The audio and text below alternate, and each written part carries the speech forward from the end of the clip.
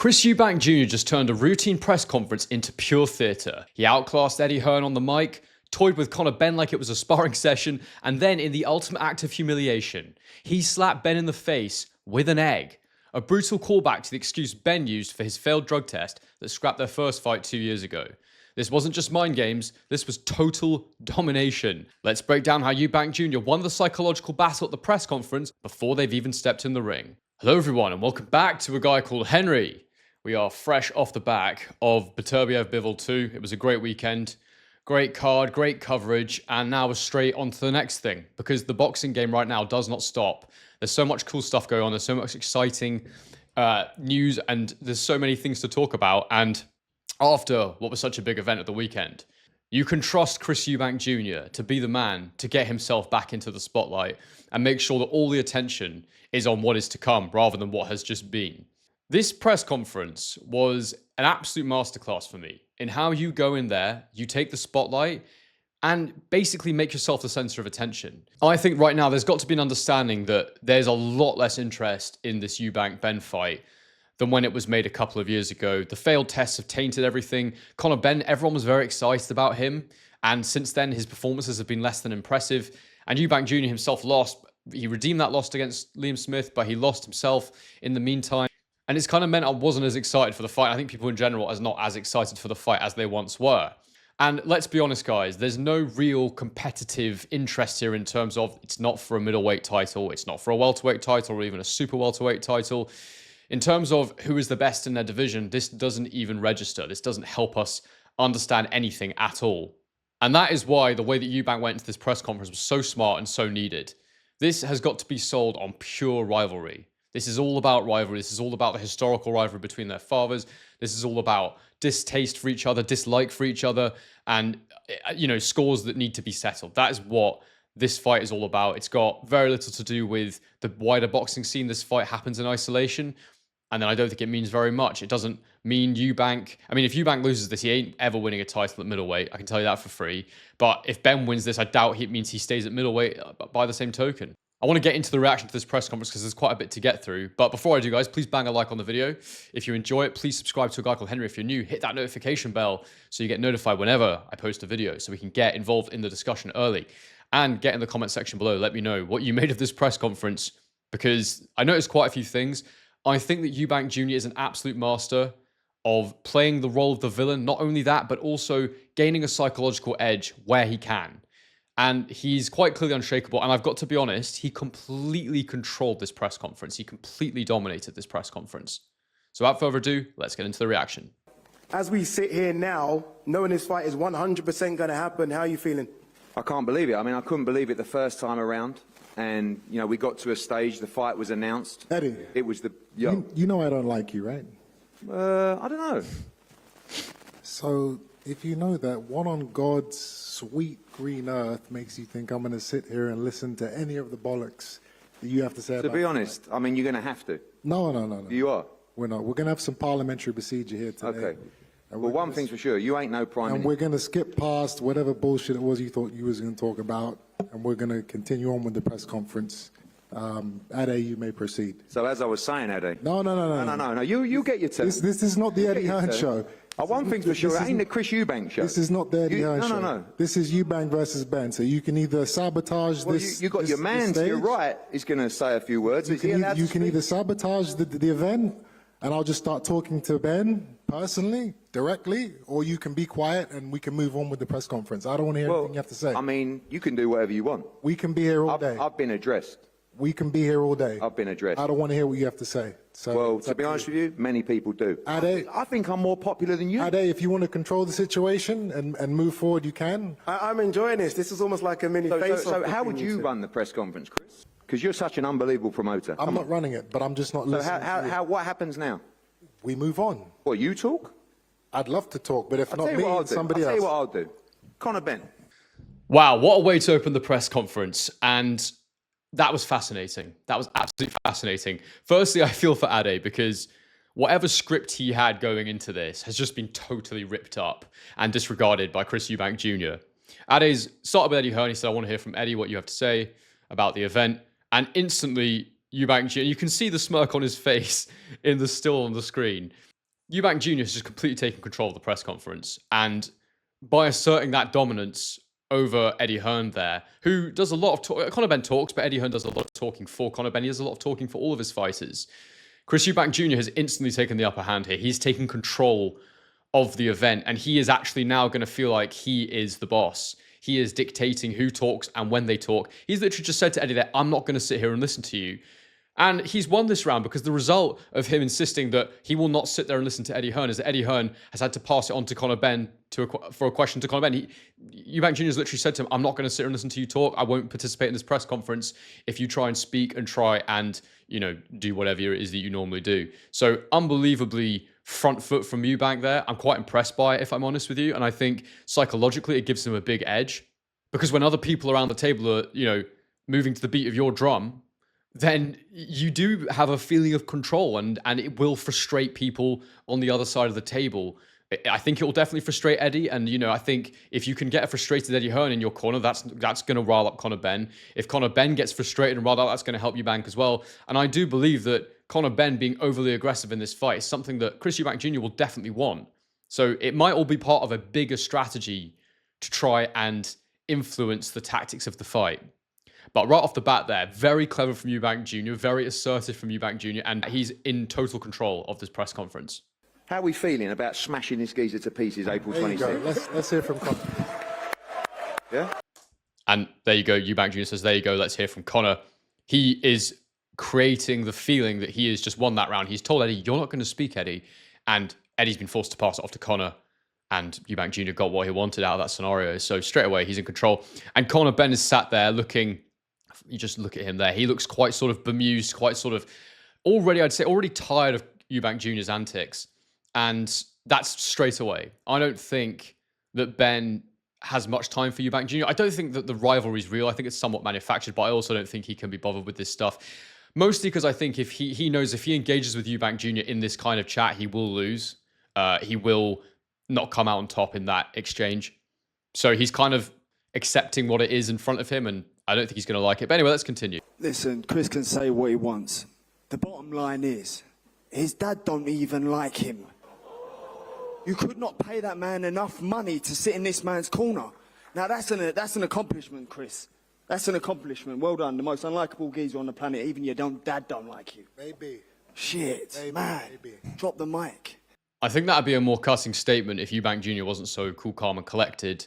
I feel like that kind of is water off a duck's back for him at this point in these press conferences. But also, I think that Eubank Jr. plays the villain role. And Conor Benn's actually just fed that villain role by saying even your own dad doesn't like you. And Eubank Jr. goes, maybe. And in his mind right now, he'll be thinking, yeah, maybe I am such a villainous character that my own father is sort of intimidated by that character. But I don't think it really affects Eubank Jr. Other fighters, ones that are more emotional, less controlled, less contrived, I would say, perhaps would have taken that more personally and maybe gone for Conor Benn. I definitely can think of a few fighters who I've watched over the years that wouldn't have taken well to that statement, but you just see how in control Eubank Jr. is here with the lack of reaction to that quite personal statement. Chris, okay, there was an order, but let's scrap the order. Let's go straight to you, Chris. You are the champion. Scrap the Maybe order. we should have started with you first. How are you feeling, Chris, 2.5 years after this? By the way, you are the champion, IBO champion, guys. Does anybody, get in the comment section below, do you consider the IBO title to be a legitimate belt? Does it hold any weight for you whatsoever? Because I'll be honest with you, have I ever seen a good fight for the IBO title other than when it was chucked in with a load of other belts to kind of make it look even cooler having all the belts? Not really. Has that? Yeah, no, I haven't. So, The bad guy is back again. He still never cheats. He still never lies. He still never cuts any corners. And yet he is still the bad guy. Isn't it incredible? The unique and peculiar situation we find ourselves in here today is that for the first time in boxing history, in a mega fight, there are two bad guys. Fun fact, I've been booed into every British fight I've had since 2014. Just let that sink in for a second. No one cares, Chris. That's 11 years. 11 years of being the bad guy. I'm a veteran at this stage, a supervillain, if you will. I remember the first time I got booed into an arena was against a fighter called Billy Joe Saunders, another scumbag in the boxing industry. Sorry. Another scumbag in the boxing industry. I think what Eubank Jr. is doing here, if I'm reading it correctly, is he's saying, I may be the villain in every fight I've ever been in, but guess what? I'm used to the pressure of being the villain. As I was just explaining before, that's why that father comment didn't really affect him. I'm used to being the villain. But guess what, Conor? You are also the villain now. And you're the villain because of things you've done outside the ring that are immoral, unethical, and wrong. Or allegedly. I mean, we know Conor Benn failed these tests. But Chris is basically saying that you're right here with me as the bad guy, despite having done worse things than me. I'm used to the pressure of being the bad guy. Are you? How are you going to handle the pressure of being the bad guy? Because it does seem, and I think Eubank Jr. has identified this, that Conor Benn does not like this mantle that he's been given of the bad guy, of someone who is a cheat, of someone who has cut corners and tried to have unfair advantages on his opponents. So I think that Conor Benn will not like this. I think he'll feel riled up by this. And I think Eubank Jr. knows that. And I think it's a very interesting tactic. And it's a cold, dark moment in your life when you realize you're in an environment where thousands and thousands and thousands of people want to see you get hurt and lose. Even recently, walking into Wembley Stadium, AJ versus Dubois, I walk in, the cameras are on me, my face goes up on the screen, 80,000 people boo me into that arena. And that is after a career best performance against Liam Smith, where I beat him in a rematch. I say all that to say that on April 26th, I'm probably going to be walking into the same environment. But it's okay, because I'm not going to be alone. Like I said, there's two bad guys in this fight. And, there's one in me who has accepted his fate. I gave up on my dreams of being the hero a long, long, long time ago. The other still wants and believes and dreams and prays. Chris, speak on behalf of yourself. Of being speak on behalf of the yourself. good guy, of being the golden boy. That's what I believe. No. Speak on behalf of yourself. I know. I'm just saying what I believe your mindset is at this stage. This whole time, this whole 10 minutes you've been talking, it's been rubbish. Before I get into Conor Benn's rebuttal there, I think that's exactly what I was just describing. Eubank Jr. describing it as a cold, dark, lonely place when you're going into a venue with 100,000 people, 80,000 people who all want you to lose.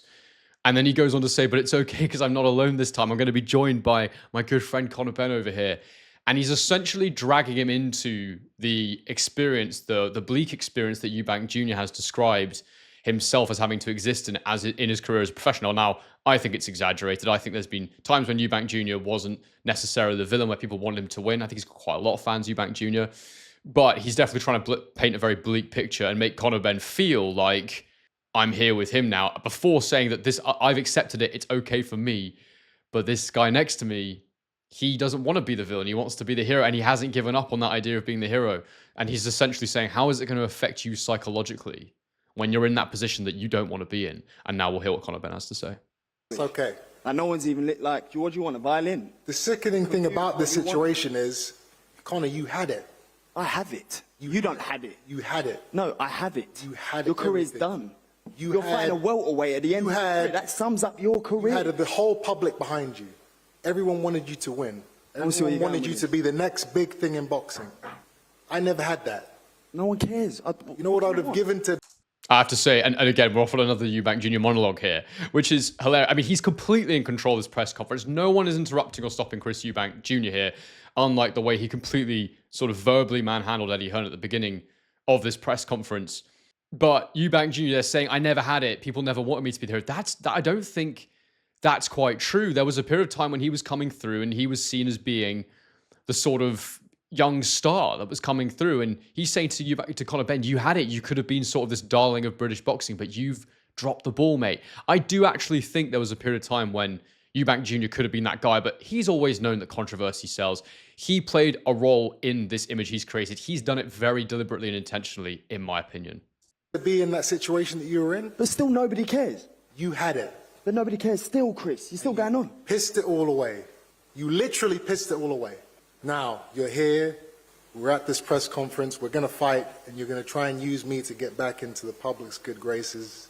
It's just not going to happen for you, kid. Sorry to break it to you. Conor? And the final statement there from Eubank Jr. is, even if you beat me, your fate is sealed now. You are the bad guy no matter what you do now.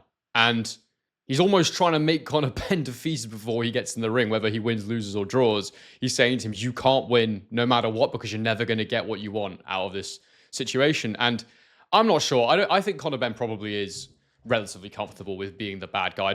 I don't think he has a massive issue with it from what I've seen. I think he quite likes to be combative and aggressive. There was periods where we saw him speaking in Spanish and talking trash, and I'm not sure if it really does sit that problematically with Conor Benn. I think as long as he's fighting and making money, I think he'll be just fine. But I still like it from Eubank Jr. I think it's smart. I can see the little grin on his face. He's enjoying himself. And Conor Benn's only rebuttal is really, no one cares. No one cares. Which is almost quite sort of childish. There's definitely no attempts to engage Eubank Jr. on a psychological level there to try and disprove what Eubank is saying, to try and take control away from Eubank Jr. Whatever you say, whatever you think right now, Eubank Jr. is in total control of the narrative in this press conference, and I'm finding it quite amusing, to be honest with you. This is the end. This is it for you. Wow. I'm 20. Do you know what I mean? You choose to fight a welterweight over Shiraz. What was your last fight? Over Janibek, over Adamas, over anybody with a world title. You choose to fight a welterweight. Your career's done. You're not a welterweight, Conor. You've achieved your career. You fought a light middleweight in your last I fight. fought like middleweight to prepare for you. Okay, so That's all. I'm a welterweight. No, you're not. I'm a welterweight.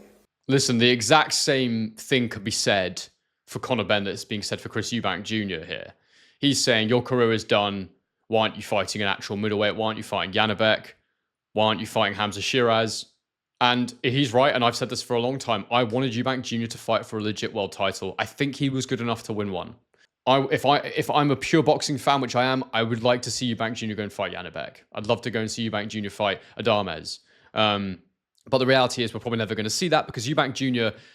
he's always said he wants to be world champion, but he's made his intentions painfully clear for us all to see. Actions are a language. What do Eubank's actions tell you? He's just in it for money. He wants to make as much money as possible, and fair play to the guy. That's exactly what he's doing. For Conor Benn, though, it's exactly the same thing. If Conor Benn beats Eubank Jr., do you think he's going to stay at middleweight? Absolutely no chance. Do you even think he'll fight at 154? I really, really doubt it. Can he win a belt at 147? I'm not even sure because there's some damn good fighters down there. You've got Ramos down there. You've got Boots Ennis down there. Guys that are holding the belts. Not forgetting Barrios, who Ramos drew with. So lots of good fighters are welterweight at the minute. Not the names necessarily. But why is Conor Benn not fighting a Boots Ennis? Why is Conor Benn not fighting a Barrios? You know, it makes no sense to me that he's trying to use that argument when it's clearly a cash grab for both of them. I don't have a problem with it being a cash grab, but it's just like, this is not what interests me. I want to see you do well in your division, become a world champion in your division. This fight's happening because it needs to happen before Eubank Jr. gets too old. And frankly, Conor Benn could easily lose at welterweight. He could easily lose at welterweight, and I think he probably will lose at welterweight, especially if he fights a Boots Ennis. So long story short, he's leveling this at Eubank Jr., this criticism at Eubank Jr., but really, I don't want to see either of them doing this in an ideal world. I want to see them going into their own divisions and seeing where they're at in their own divisions. That is why I watch boxing. I want to know who the best fighters are at the certain weights they're at. And if you're a truly special fighter, then you try and fight in different weight classes. But for these two, they're not even trying to dominate their own weight classes. So that's frustrating to me, and I've always said that about both of them. But he cannot beat me, that's for sure. Based on what? Billy Joe, George Groves, Liam Smith. I'm undefeated here. You've tasted defeat. You've been rendered unconscious before. You was eating the canvas, literally. Rendered unconscious. I finished the fight with my feet, my friend. Well, your corner saved you. Otherwise, you definitely would have been eating the Rendered canvas. unconscious is far from what I was. You was 20% and you still look shit. He threw maybe 2 punches around. Please explain to me how you want to give yourself credit. Are you really happy about that? Why are we talking about... No, I'm just saying. You just said you was out on your feet and you revenged the loss and, you know, you're really happy about it. Are you actually happy about it? It was a great performance. Okay. But let's talk about more pressing matters. Let's talk about... Eubank Jr. quickly redirecting when he doesn't like the way the conversation is going. I definitely think that Eubank has always been very quick to correct people when they say he was knocked unconscious by Liam Smith in that first fight. And it's definitely a source of great pride for him, in my opinion, that he has never been knocked out cold, that he's never quit. And to be fair to him, he was back on his feet, he was trying to fight. It was definitely the right decision to stop it, and he would have been knocked out badly, in my opinion. You know, like I said, we're both bad guys. Do you accept that? Do you know that you're down here in the dumps with me now? You are a villain in this sport? Chris, I could not care less. I definitely ain't going to get my violin about and sit talking in a press conference in front of people no for a violin. good 20 minutes. Conor, Chris, I would normally not interrupt. Eubank Jr. again, they're bringing up the bad guy thing. You know you're down in the dumps with me. You know you're a bad guy now. Conor Bennett's simply like, I don't care. But I think he does care. I don't know if he cares about the fact that he's perceived as being a villain. I don't know if that's what's annoying him. But Eubank Jr., I mean, look at Eubank Jr.'s face here. He is delighted with himself. He's delighted with the way that Ben is reacting and biting. And Eubank Jr. is in control, and Conor Benn appears frustrated to me. No concern, really. He's another man in my way that I've got to beat. I don't really look at him and go, oh, you're a big geezer. It's not really a concern to me. Ultimately, he's just an opponent in my way that I've got to beat. And, you know, once I knock him out, I move back down to 147 and win the world title. One thing I do want to address, and let's address it in public now, is the rehydration clause. Where are we on this? I don't know who to address. Before we talk about the rehydration clause, it's interesting that Conor Benn's planning to go straight back down to 147 after jumping up to 160. We've seen fighters do that in the past, jump up, then jump back down. I don't think it's a wise decision to do it like that. I think that the team around him needs to be very careful with that. If he's going to come in and weigh 160 and possibly more than that, maybe as much as 170 on the night, 180 even. I don't know if Conor Benn has a rehydration clause or not. He's going to have to be very, very careful indeed about going back down to welterweight, because we saw what happened with Kell Brook. Went up to 160, got annihilated by Golovkin, absolutely mauled by him, smashed to pieces, broken eye socket. Was performing well, but he was getting, of course, Golovkin was about to get to him. And I was a massive Kell Brook fan. Still haunts me to this day. But anyway, he then went back down and lost to Errol Spence Jr., broke another eye socket. And in the process, you could see that he wasn't quite right physically. And I just think that when you have the extra muscle on you, the extra size, it's very, very hard to drain your body back down again. It's very difficult, and they need to be really careful with that. And it wasn't agreed until 24 hours before a contract was signed. Okay, there you go. Eddie, any response to that? No, I think Ben... Eddie doesn't get a response. I've made it very clear that Eddie is not... One thing I'll tell you. Oh my God. Every time Eddie tries to talk, Eubank Jr. just absolutely shut it down. Let's see where this goes. Because you better get some better people working for you, son. It's okay. Because I tell you something now, what you said was very spot on, Ben. It was agreed in the contract. Eddie and Conor started demanding that there was a rehydration clause for this fight. Guess what I said? Show me the money. Show me the money. He did that with the exact same cadence as in Jerry Maguire. That's absolutely hilarious. And absolutely right. If you're going to try and stop someone from rehydrating fully, you have to pay them more money. That's what I said. You know why? If you're going to have that advantage over poker, me, that's why you need the money. if you're going to have that advantage over me, You're shit at poker, that's why then you need you've got the to money. have. Then you've got to That's why pay you've top taken dollar. this fight. You've got to pay. I'm not going to give you that advantage for free. Anyway, Addy, You they are signed shit the at that's poker. contract. exactly what they've They done. signed And the that's contract. why- that's why Apparently, he you've got taken all the this money. fight. He signed the contract. There That's you go. right. They paid me Congratulations. We'll see you Saturday morning for to the do weigh. the rehydration clause. We'll see you there for the weigh. Whoever is right or whoever is wrong here, all I really care about is the fact that he has a rehydration clause in that contract. I don't like it. I think if you agree to a weight, that's the weight. You don't risk a fighter's health by not letting them fully rehydrate their body, rehydrate their brain, you know, potentially making them extremely damaged if indeed they get hurt. I think this is one of the reasons Eubank Sr. is so against this fight, because, you know, you saw what happened with Michael Watson. We've seen what happened with fighters over the years, and they think the dehydrated brain is a massive part of, you know, brain damage in boxing. It makes you way more susceptible to brain damage and brain injuries. So I don't like it. I don't think it should be a thing. Eubank Jr. says he's being paid to do it. Eddie Hearn saying that you have a penalty. You're not being paid. You have a penalty. And I think that probably both things are true. They probably got a slightly better deal because he's agreed to fight at a lower weight. But also there will be a penalty if he misses that weight. I don't like the way Eddie's jibing at him, saying we'll see you on Saturday morning, although I think Eubank Jr. has kind of weaponized it himself regardless. But I don't like that. It shouldn't be something you're proud of, that you're making a fighter dehydrate themselves like that, to not be able to rehydrate as much as they can after weighing in at the weight you've agreed. I think even there was a lot of discussion last time about why Eubank was so bad against Liam Smith, and a lot of people thought it was because he had got himself down to 157 for that weigh-in. I don't know if Eubank Jr. actually made the weight, but I remember there was a video where he claimed to have made 157 anyway to prove a point. Whether he did or not, I don't actually know. But regardless, all I care about is that rehydration clause being a factor in this fight. All I care about is the outcome of the fight. I don't care who was paid what, really. Let's continue, shall we? Over the moon, we got 60-40 split in our favour. Next question. Behave, Eddie. Behave. Now, just a Read the little bit contract, more. Ben. Just a little bit more. And on also, the one thing I rehydration. want to say is this. Stop interrupting me, Eddie. No, I've got This is something else This to is not say the as Eddie well. Hearn show. Are you going to make I told the you weight? I don't want to hear you. Are you going to make the weight? I told you I don't want to hear you. That's not going to... Are you going to make the weight? Now, this rehydration situation... Eubank Jr. continuing to ignore Eddie Hearn, reject that he will engage with him, and then Eubank Jr. decides, I'm going to speak about this without responding to your question. I'm ignoring the fact you've spoken to me. It's quite intense. But what it really reminds me of, actually, and I think Eubank Jr. and David Haye are quite close. I think they play poker together and stuff. It really reminds me of when David Haye came back to fight Tony Bellew, going into that press conference basically saying, I'm about to end your boy's career, and then I'm going to end Anthony Joshua. I'm going to destroy your business. All that stuff, going directly for Eddie Hearn, creating a lot of controversy.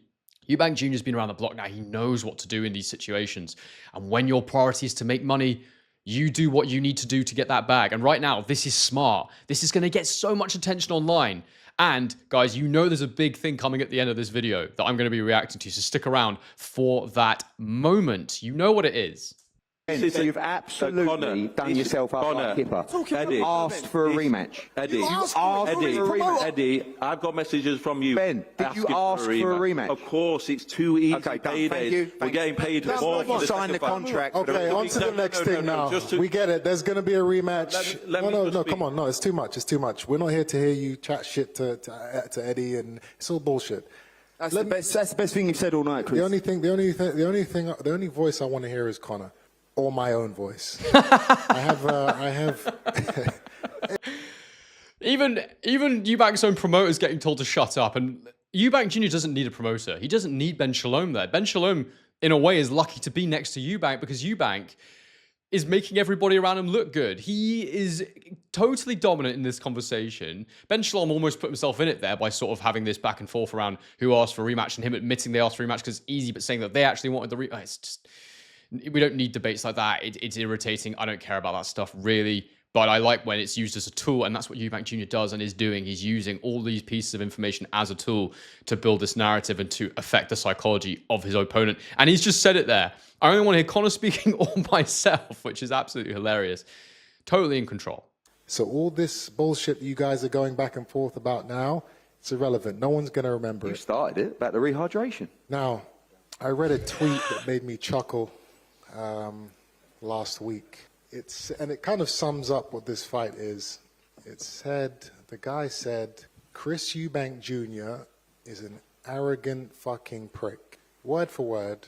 And I can't wait until he smashes the eggs out of Conor Benn. That's what the tweet was. Beautifully written. Foreshadowing. If you guys know what happened at the end of this press conference, you'll know what he's talking about there. I don't even think that was a real tweet. But maybe we can try and find it. But stick around. We'll see what happens. Don't understand it, but that's the passion that we have garnered now for this fight. Two bad guys.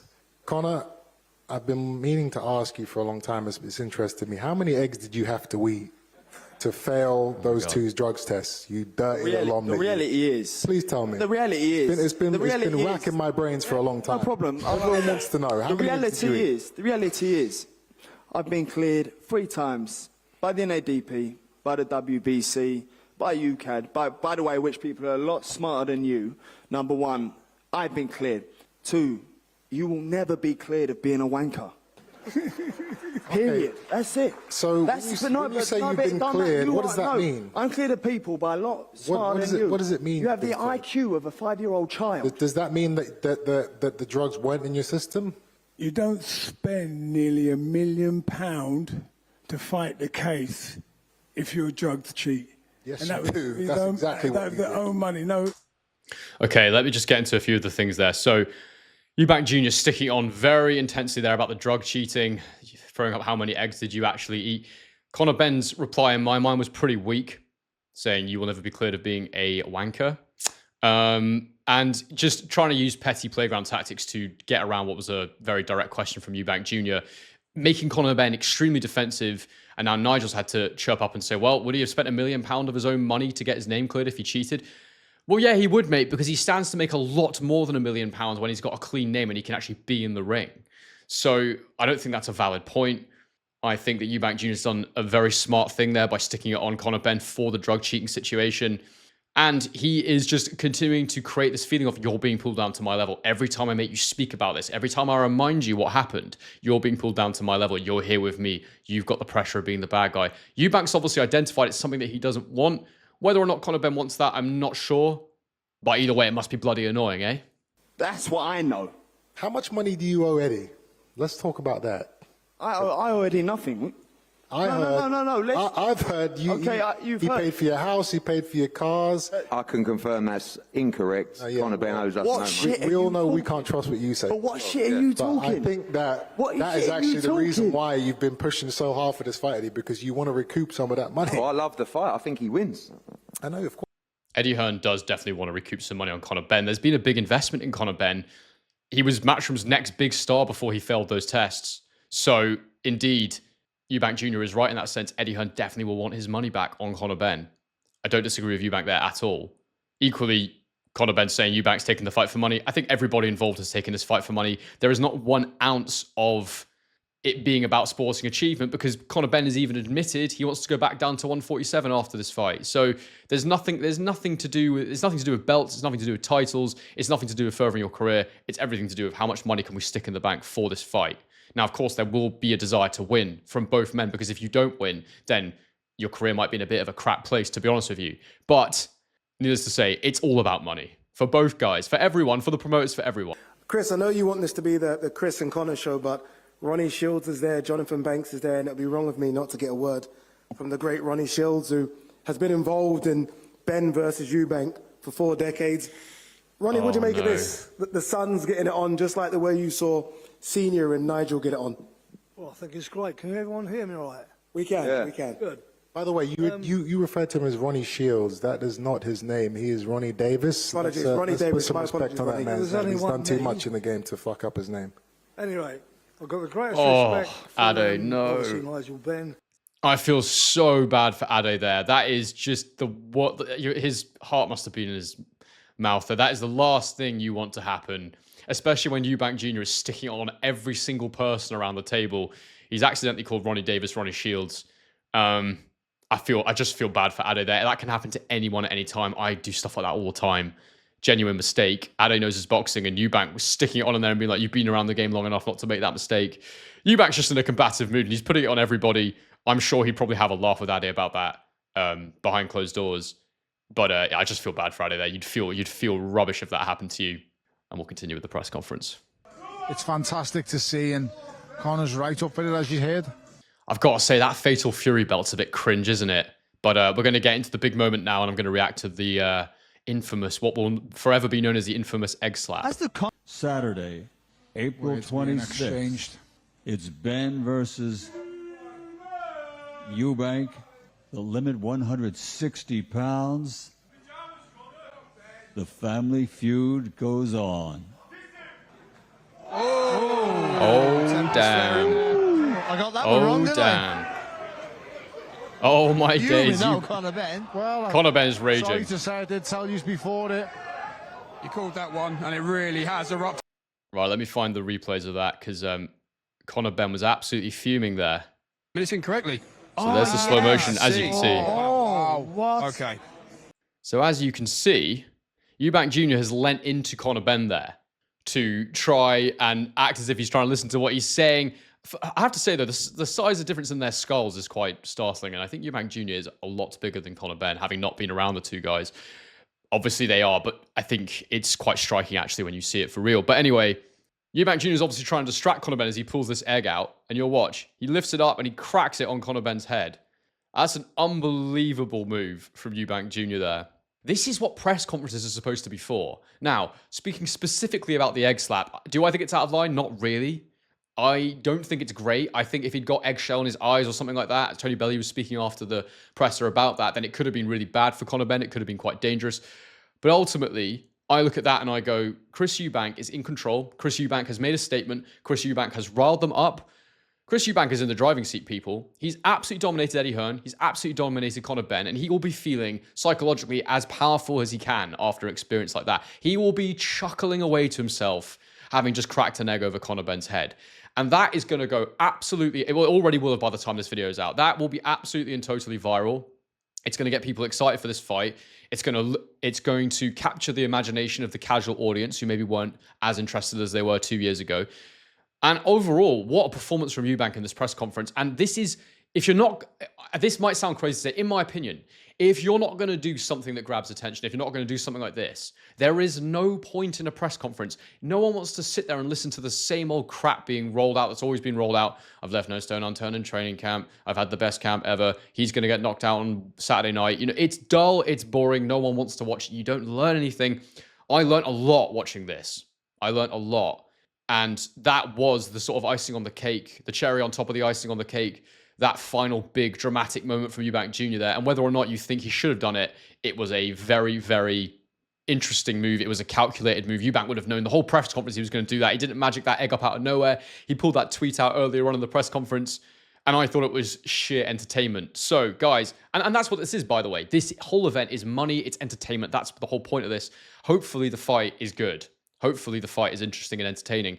But guys, get in the comment section below. Let me know. Do you think it was funny? Do you think it was exciting? Do you think it was really bad that Eubank hit an egg over his head? What did you make of the press conference in general? Do you agree with my psychological analysis? And make sure you get in there anything that you think I may have missed. Make sure you like the video. Make sure you subscribe to a guy called Henry and hit the notification bell. And as I always say, guys, on to the next one.